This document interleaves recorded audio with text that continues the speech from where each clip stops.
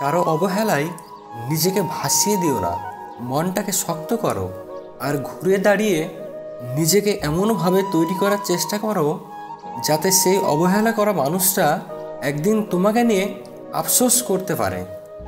তুমি যাকে আপন ভাবো সে যে আপন নয়।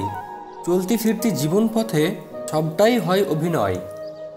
মানুষ আপনার গুরুত্ব তখনই দেবে যখন আপনি তাদেরকেই তাদের মতো করে ইগনোর করতে শিখে যাবেন।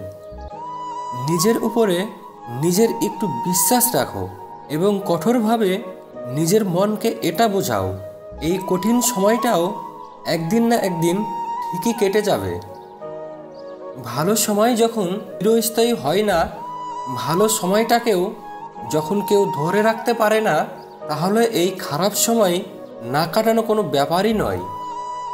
এই স্বার্থপর দুনিয়াতে টাকা থাকলে ভালোবাসা, বন্ধুত্ব, আত্মীয় সকলে তোমায় খোঁজ নেবে, কিন্তু টাকা না থাকলে তোমাকে কেউ চিনতে পর্যন্ত পারবে না।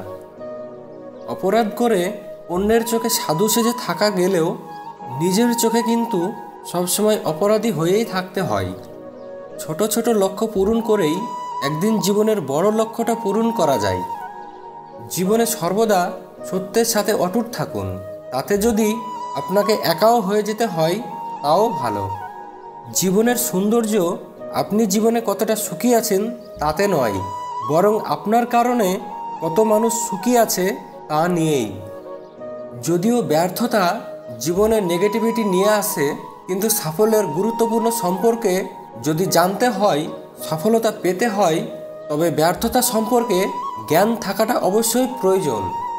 স্ট্যাটাস আকাশের মতো হওয়া উচিত, কারণ জমি যত দামিই হোক না কেন মানুষ তা কিনে নেয়।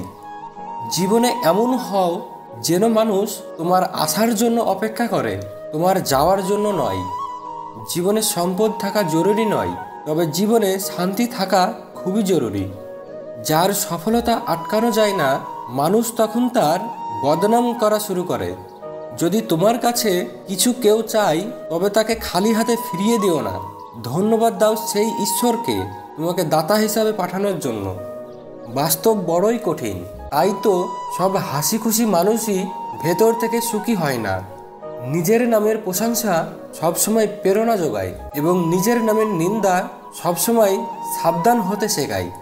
এই জীবনের প্রত্যেকটা মুহূর্ত খুব হাসি খুশিভাবে সুখে শান্তিতে কাটিয়ে দেওয়ার চেষ্টা করো, কারণ এই জীবনের কোনো নির্দিষ্ট ভরসা পাওয়া যায় না।